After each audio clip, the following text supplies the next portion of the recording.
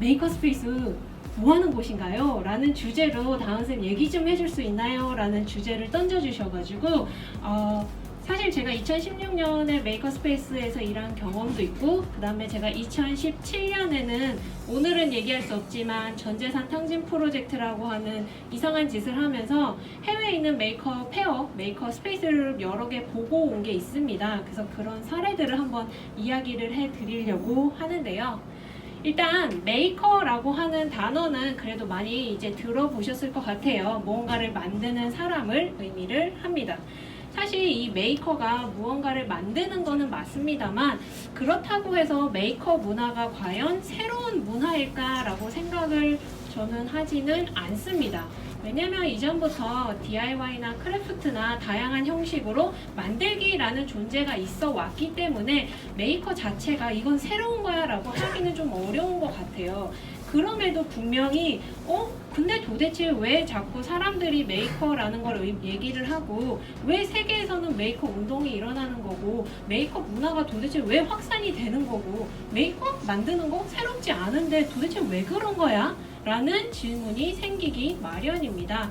몇 가지 이유가 있을 것 같기는 해요. 이 메이커 문화가 이렇게 이제 세계적으로 확산되는 데 있어서는 인터넷을 통해서 다양한 자료가 이제 공유되는 문화, 그다음에 오픈소스. 이 오픈소스는 예전에는 굉장히 생활 속에 밀접한 그런 것서부터 요즘은 굉장히 기술적인 부분도 많이 오픈소스로 라이센스 달아서 나오고 있죠.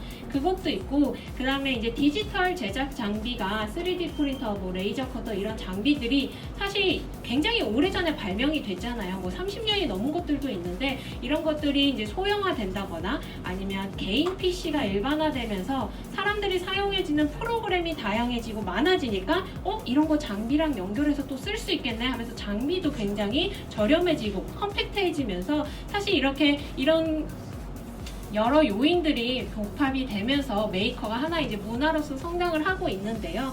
그 중에 또 대중적으로 메이커 문화를 크게 한 것 중에 하나는 이 메이크 매거진과 메이크 페어를 들 수가 있을 것 같아요. 아마 굉장히 기술을 대중화시킨 건데, 저 메이크라고 하는 거는 잡지입니다. 뭔가를 만드는 거를 보여주는 잡지이고요. 저 잡지사가 2005년에 시작을 했고, 저 잡지를 만드는 메이크 매거진사가 메이크 페어라고 하는 행사를 2006년서부터 시작을 했습니다. 그래서 이제 대중들의 참여를 이끌었고, 많은 사람들이 참여하게 되면서 메이커가 하나의 문화로 성장이 되고 확장이 되고 있는데, 중요한 거는 오늘은 이 얘기 할 건 아니니까, 사실 저 메이커 페어 얘기 되게 좋아하지만 오늘은 저 얘기 할 거 아니니까, 중요한 건 이 메이커 스페이스를 이야기하기 이전에 무언가를 만드는 사람이잖아요, 메이커가. 그러면 우리 뭘 만들 때 뭐가 필요할지 생각을 해보면, 사실 가장 중요한 거는 어떤 걸 만들지에 대한 아이디어가 가장 중요하겠죠. 그리고 결국에는 그 아이디어를 발현시키기 위해서는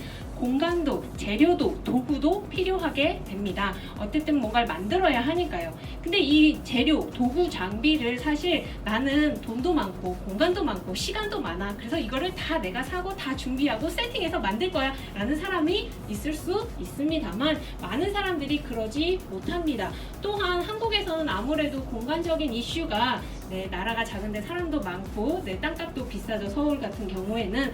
그러다 보니까 모두가 만들기의 공간을 가질 수가 사실은 없어요. 근데 메이커 스페이스, 뭔가 만드는 공간이 꼭 이렇게 짜여지고 준비된 공간일 필요는 없거든요. 왜냐면 거실에서도 만들 수 있고 베란다에서 만들 수 있는 것처럼 사실 메이커 스페이스가 정해진 건 아니지만, 그래도 이거 매번 만들 때마다 뭐 준비해야 되고, 만들다가 오늘 못 끝냈는데 일단 치워야 돼, 이렇게 참 이제 귀찮아지니까, 그런 의미에서 이런 메이커 스페이스라는 공간이 생기기 시작을 했는데요. 메이커 스페이스 이렇게 검색해 보시면 저런 사진 굉장히 많이 나옵니다. 아주 이렇게 재료, 도구들이 이렇게 딱 재단돼 있고, 멋있다, 저거 나도 저런 공간 갖고 싶다 라는 사진 많이 나오는데요. 이 메이커 스페이스는요, 도구, 장비, 재료가 있는 공간 맞습니다. 그 공간의 의미로서 일단 크게 생각을 하시면 되는데, 그러면 이 메이커 스페이스에 있는 도구, 장비, 재료 이렇게 있는 공간이, 그러면 메이커 스페이스는 저 공간만 준비되면 될까요? 라는 질문으로 이어지게 됩니다. 사실 이 질문을 하기 이전에 그럼 메이커 스페이스는 저렇게 재료와 공간, 재료, 도구가 준비되면 되나요? 근데 메이커 스페이스 누가 시작했어요? 메이커 스페이스 언제서부터 이런 거 사람들이 만들었나요? 라는 질문이 다시 생각이 나는데요. 이 메이커 스페이스의 시작을 이야기하기에 앞서서는요, 좀 알아야 될 스페이스들이 있어요. 들어보셨을 수도 있습니다. 해커 스페이스, 팹랩, 테크샵 이런 단어들이 있고요. 사실 한국에서는 무한상상실 아니면 셀프 제작소 이렇게 많이 불려왔습니다. 사실 이름이 중요한 건 아닙니다만 요 해커 스페이스, 팹랩, 테크샵이 이 메이커 스페이스의 한 축이긴 하지만 조금씩 다른 의미가 있습니다. 그래서 제가 조금 설명을 해드릴게요. 우선 이 해커 스페이스가 가장 먼저 시작한 공간이라고 보시면 되는데, 이 해커 스페이스는 해커 문화에서 왔다고 보시면 돼요. 1990년대에 이제 미디어 아트들이나 이제 작업자들이 나 이런 거 만드는 공간 좀 있으면 좋겠는데 혼자 하기보다는 몇 명 모아서 임대료 모아가지고 공간 빌려가지고 우리 여기서 같이 작업하자 하는 이런 의미고요. 사실 해커 스페이스는 딱 이거는 해커 스페이스입니다라고 이름 붙여서 불리지는 않아요. 대부분은 자기네 공간에 자기 타이틀이 있어요. 공간 타이틀이 있고요. 지금 이 사진 같은 경우에는 이제 뉴욕의 맨하탄에 있는 해커 스페이스를 제가 직접 찾아간 사진인데, 실제로 해커 스페이스에 찾아가면요, 여긴 도대체 뭐 하는 공간이지? 라는 생각이 들 정도로 굉장히 어수선하고요. 그리고 뭔가 짐도 많은 것 같고 뭐 하는지 잘 모르겠고 사람들이 막 뭘 해요. 왜냐면 자기네들 하고 싶은 작업하고 싶어서 모인 사람들이기 때문에 자신들이 하고 싶은 작업을 하고 있고, 사실 저는 메이커 스페이스나 해커 스페이스나 이렇게 재단되고 깨끗할 이유가 없다고 보거든요. 좀 지저분하고 작업들이 이렇게 보여줘야 된다고 생각하는데, 여기도 재밌었던 게 워낙 짐이 많다 보니까 짐에다가 주인 얼굴 사진을 다 붙여놓은 거예요. 이거 누구 짐이라고. 혹시 빌리고 싶거나 아니면 사용하고 싶으면 얘한테 물어보면 된다고. 이렇게 짐에다가 스티커를 붙여놓기도 했었고, 이런 해커 스페이스가 있다면 이제 팹랩이라고 있습니다. 팹랩 같은 경우에는 저 사진에 있는 아저씨가 닐 거센필드 이제 교수님이에요. MIT에서 모든 것을 만드는 수업이었나 해가지고 이제 처음에 수업을 이제 만들 수 있는 수업을, 모든 걸 다 만들 수 있는 수업을 시작을 했다가 이런 기술을 좀 공유를 해야겠다라고 해서 이 팹랩을 시작을 하게 됩니다. 2002년에 처음 팹랩이 만들어졌고요. 2009년에 이제 팹 파운데이션, MIT에서 팹 파운데이션을 설립을 하면서 이제 팹랩이 전 세계적으로 만들어지기 시작합니다. 지금은 팹랩 같은 경우에는 거의 100여 개 나라, 한 1000개 넘을 거예요. 굉장히 많은 나라에 이 팹랩이 있는데, 팹랩 같은 경우에는 이 MIT에서 공식 인증을 받아야 되는 경우이고요. 그 다음에 서울에도 팹랩이 있습니다. 1호 팹랩이죠. 이 서울 세운상가에 2013년에 오픈한 걸로 알고 있어요. 아직도 서울 팹랩 잘 있고요. 궁금하시면 한번 가서 보시면 좋을 것 같고, 그 다음에 이제 테크샵이 있어요. 이제 테크샵 같은 경우에는 유료로 사용하는 공간입니다. 앞에 해커 스페이스 같은 경우에는 원하는 사용자들이 돈을 모아서 공간을 구성했다. 그 다음에 팹랩 같은 경우에는 이제 MIT에서 이제 주축이 돼서 만든 공간. 그리고 이 테크샵 같은 경우에는 유료로 공간의 사용료를 얼마를 지불을 하고 그 공간에 있는 장비, 공간 아니면 재료를 사용하는 식인데요. 이 테크샵 같은 경우가 아마 2014년인가 15년일 겁니다. 이 오바마 대통령이 직접 찾아가가지고 미국의 제조업을 부활시키겠다라고 저기서 연설을 하게 되면서 엄청난 호황기를 누리게 되죠. 실제로 미국의 거대한 테크샵이 10개 이상 생겼었고, 사용자들도 거의 9,000명 이 정도 됐다라고 하는데, 테크샵의 멤버십이 제일 저렴한 게 제일 아래 등급이 $200였거든요. 제가 저거 찾아봤을 때만 해도. 근데 굉장히 $200 우리나라 돈으로 20만 원, 30만 원 정도의 이제 사용료를 매달 내고 사용하는 그런 테크샵이 있었습니다. 그리고 이제 메이커 스페이스라고 하는 이 단어, 공유하는 작업 공간이라는 이 메이커 스페이스는 아까 그 메이크 페어와 메이크 매거진을 만든 그 곳에서 메이크 edu.or이라고 하는 거를 만들었는데요. 이 메이크 5할점에서 이 단어를 사용을 하기 시작을 했습니다. 사실 이제 보편적인 만들기 공간을 지칭하는 의미로서 단어를 사용을 하기 시작을 한 거고요. 아무래도 교육 쪽에 관심이 있다 보니까 예전에 앞에서 보이는 그 해커스페이스나 아니면 테크샵 같은 경우에도 18세 미만의 학생들이 가입을 하거나 할 수는 없어요. 대부분은 이제 성인 위주로 했다면 조금 메이커스페이스는 영메이커, 청소년이나 이런 걸 분류를 했고, 그 다음에 팹랩 같은 경우에는 팹랩으로 인정을 받기 위해서는 팹랩이 기본적으로 갖춰야 할 뭐 재료라든가 장비의 기준이 있습니다. 근데 사실 이 메이커스페이스는 그런 기준이 없습니다. 왜냐면 어떤 작업을 하든 그거에 맞게 구성을 하면 되니까 그런 좀 도구와 장비 사용이 없는 자유로운 형태의 공유하는 공간을 지칭하는 말로 사용을 하기 시작을 했는데, 요즘은 대부분 다들 메이커스페이스로 부릅니다. 외국도 좀 그래요. 마치 데일밴드가 된 거예요. 네, 무슨 말인지 아시겠죠? 데일밴드가 된 것처럼 이런 공간을 요새는 이제 좀 통칭을 해서 메이커스페이스라고 하는 단어로 많이 불러지고 있고요. 사람들이 메이커스페이스 하면 뭐가 이렇게 뭐 작업하고 만드는 공간 말하는 거구나. 그런 공간? 그거 어디 있는데, 이제 이런 식으로 좀 많이 이해를 하고 있습니다. 근데 사실 시작은 조금씩 달랐다는 점, 그리고 뒤에서 테크샵에 대해서 조금 더 이야기를 드리려고 해요. 사실 이 메이커 스페이스가 굉장히 다양한 분야에서 운용이 되고 있고 누군가에서 만들어지고 있는데요. 작년에 이제 제가 함께 활동하는 메이커 교육 실천에서 스터디를 하면서 이 메이커 스페이스의 영역을 크게 세 부분으로 나눠봤어요. 문화 영역, 교육 영역, 그 다음에 산업 영역으로 나눠봤는데, 문화 영역은 말 그대로 조금 과학관, 미술관, 박물관, 도서관 내에서 운영되는 메이커 스페이스를 말합니다. 실제로 외국에서, 미국 같은 경우에는 도서관이나 과학관, 미술관에서 메이커 스페이스를 운영하는 경우가 굉장히 많습니다. 이 사진은 익스플로라토리움이라고 하는 샌프란시스코에 있는 과학체험관인데요. 여기서 재밌는 거는 이 메이커 스페이스가 관람객들이 하고 체험할 수 있는 메이커 스페이스는 팅커링 스튜디오라고 해서 앞에 조그맣게 나와 있고요. 여기 보이는 이 사진은 뭐냐면요, 이 과학관에서 사용하는 도구들, 이 과학관에서 사용하는 전시품들을 만드는 메이커 스페이스예요. 그래서 그 메이커 스페이스 만드는 과정을 보여주고 어떻게 만들었는지 관람객들이 볼 수 있게 그 공간을 이렇게 오픈을 해놨더라고요. 그래서 저한테는 굉장히 좀 인상 깊었던 그런 메이커 스페이스이고요. 그다음에 교육 영역에서는 이제 학교 내, 교내 내에 메이커 스페이스들을 만들고 있는 학교들, 가지고 있는 학교들이 있습니다.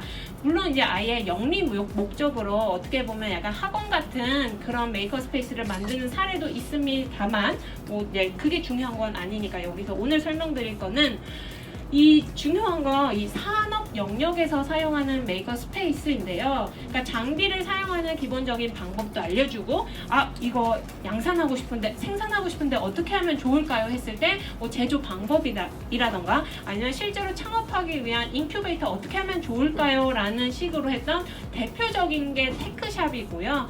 테크샵이 굉장히 이제 비즈니스 모델로 되게 성공적인 모델로 많이 소개가 됐어요. 우리나라뿐만 아니라 해외 다른 나라에도 그렇게 소개가 되면서 이런 비슷한 모델들이 한국에도 많이 생겨났었죠. 근데 테크샵이 망했습니다. 네, 10년 만에 망했습니다.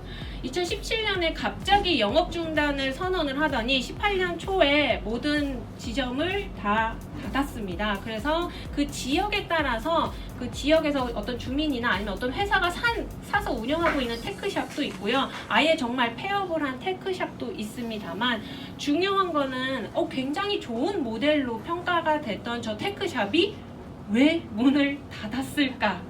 잖아요. 여기 계신 분들 아직 시작 안 하셨잖아요. 이 사례를 잘 생각을 하셔야 됩니다. 왜냐면 5년차, 6년차 때는 거의 호황기를 누르면서 이런 게 막 전 세계에 생기는 것처럼 이제 테크샵이 해외에도 막 분점을 냈었거든요. 근데 망했거든요.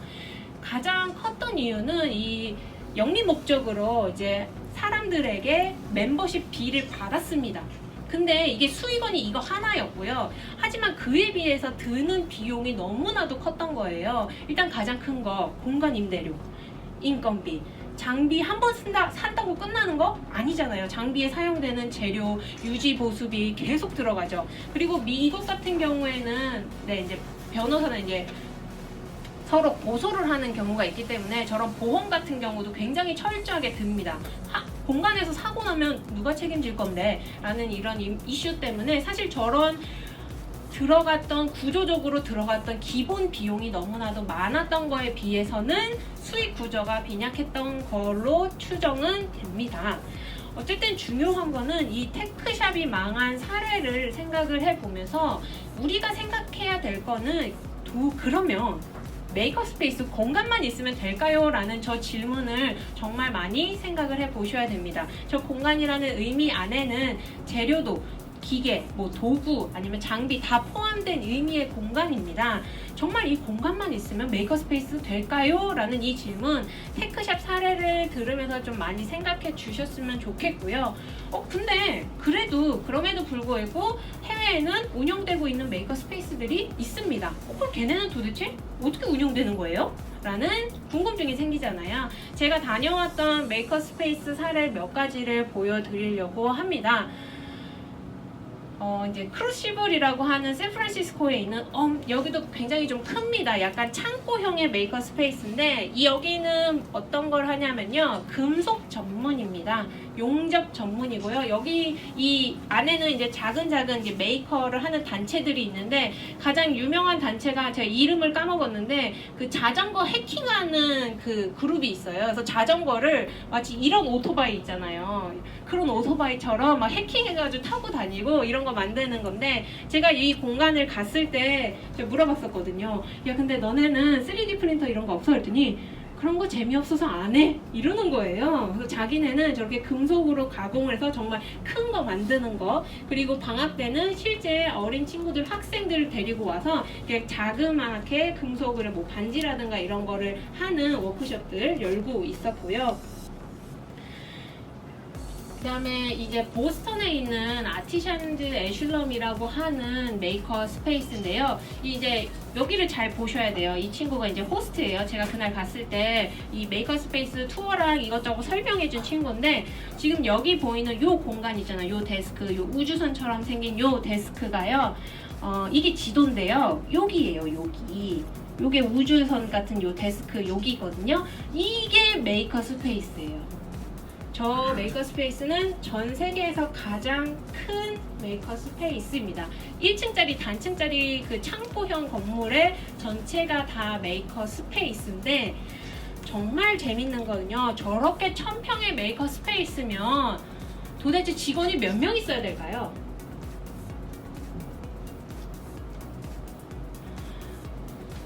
(10명) 조금 넘는데요.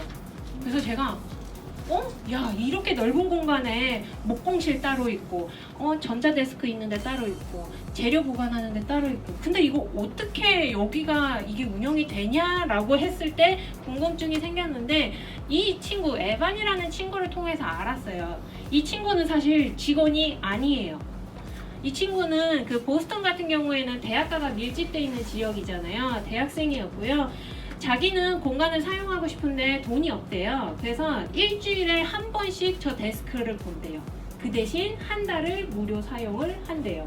저렇게 나처럼 이제 일주일에 한 번을 데스크를 보고 일을 도와주면서 무료로 공간을 사용하는 멤버가 꽤 있다라고 하더라고요. 그리고 이 공간 역시도 24시간으로 오픈이 돼 있습니다. 그래서 멤버가 되면은 24시간 오픈할 수 있는 키를 줍니다. 그래서 언제든지 와서 작업을 할 수 있게 운영이 되고 있는 굉장히 큰 메이커 스페이스였고요. 여기서 재미났던 거는 이 넓은 공간들 그 임대료를 나 이거 얼마 해서 올릴게 하면은 공간을 주거든요. 근데 공간을 주면 정말 이런 바닥에다가 분필로 네모 하나 그려줘요. 그리고 이거 네 공간이야. 끝이에요.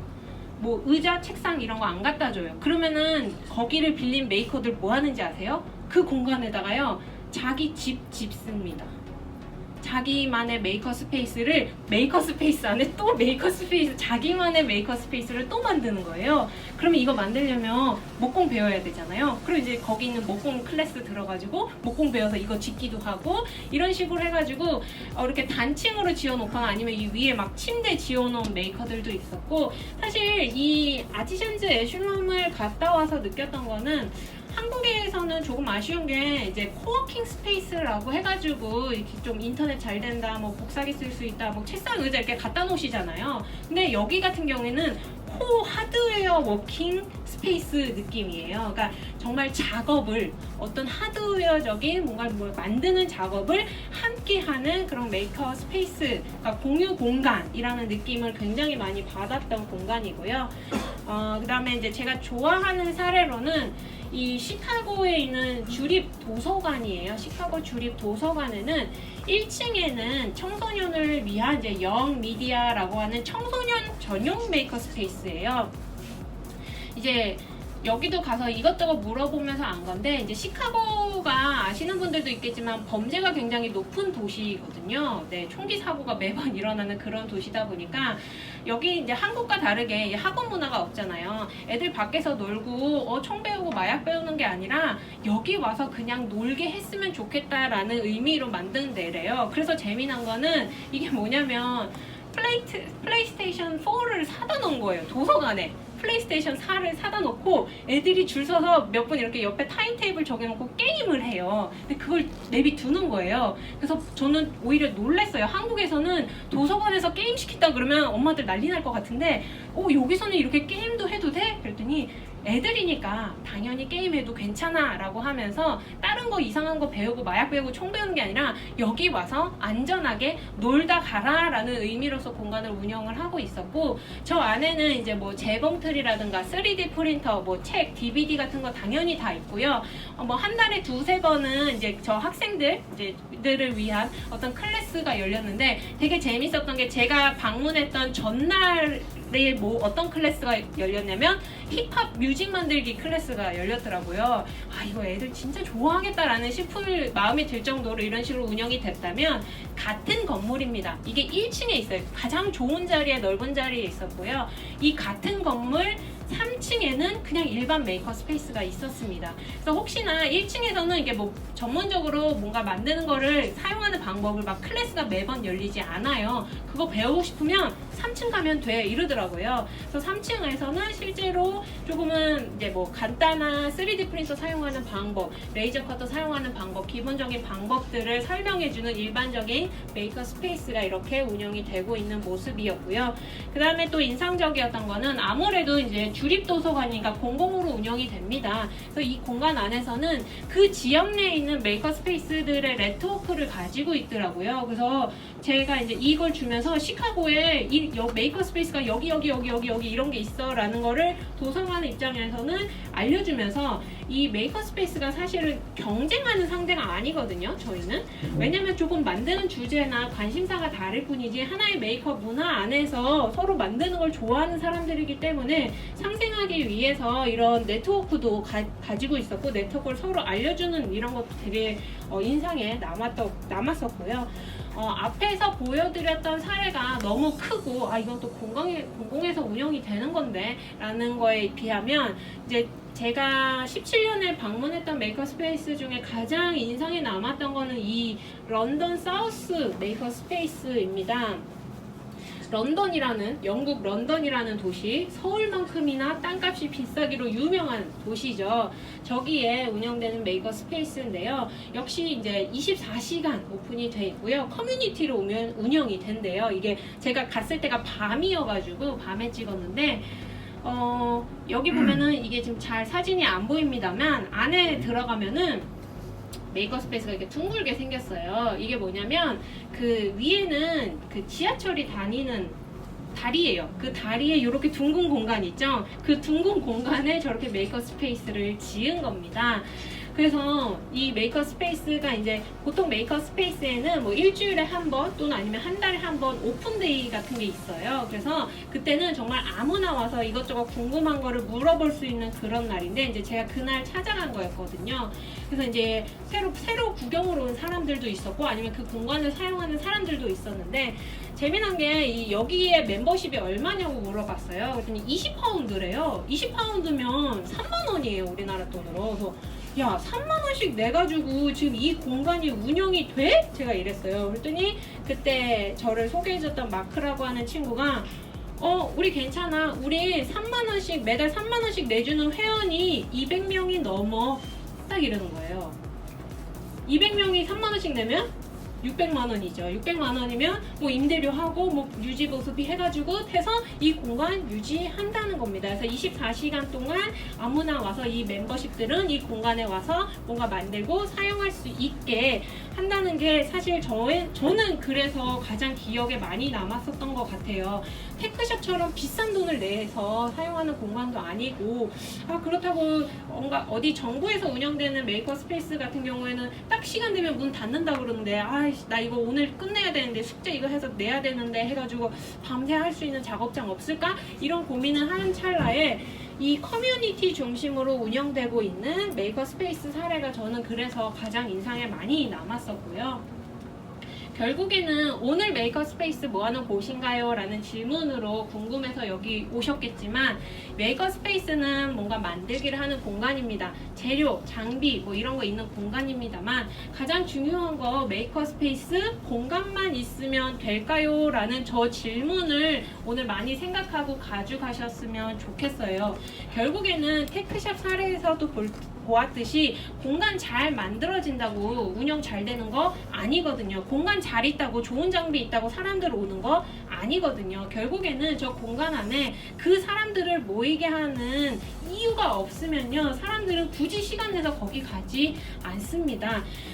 그리고 이제 아까 좀 소개를 놓쳤는데 그 아티시안에서 메이커 스페이스에서 제가 물어봤었어요. 너네 공간에서 가장 많이 사용하는 장비가 뭐야? 라고 물어봤었는데 그때가 이제 제가 그 질문을 했을 때가 2017년이죠. 그때 그 친구가 했던 말이 재작년, 그러니까 2016년만 해도 사람들이 3D 프린터, 레이저 커터 와서 엄청 찾아서 썼거든? 근데 요즘엔 그거 안 써 이러는 거예요. 왜? 그랬더니 요즘에는 사람들이 가격이 싸지니까 자기가 자기 장비 사 이러는 거예요. 메이커들은 자기가 좋아하고 자기가 만들기 시작을 해서 자기가 빠져버리면요 사실 개인 장비를 갖기 시작을 합니다. 그래서 조금 장비가 저렴해지면 장비가 사고 작업을 하고 이런 시작을 했다면 그래서 너네 작업장에서 가장 잘 나가는 장비 뭔데? 라고 하니까 그 친구가 말했던 게 요즘 사람들 용접에 빠졌어 이러는 거예요. 이 용접 장비 같은 경우는 개인이 구매하고 관리하기가 너무 힘드니까 그런 장비들 같은 경우에는 굉장히 사람들의 사용도가 올해 많이 높아졌다 막 이런 얘기를 하더라고요.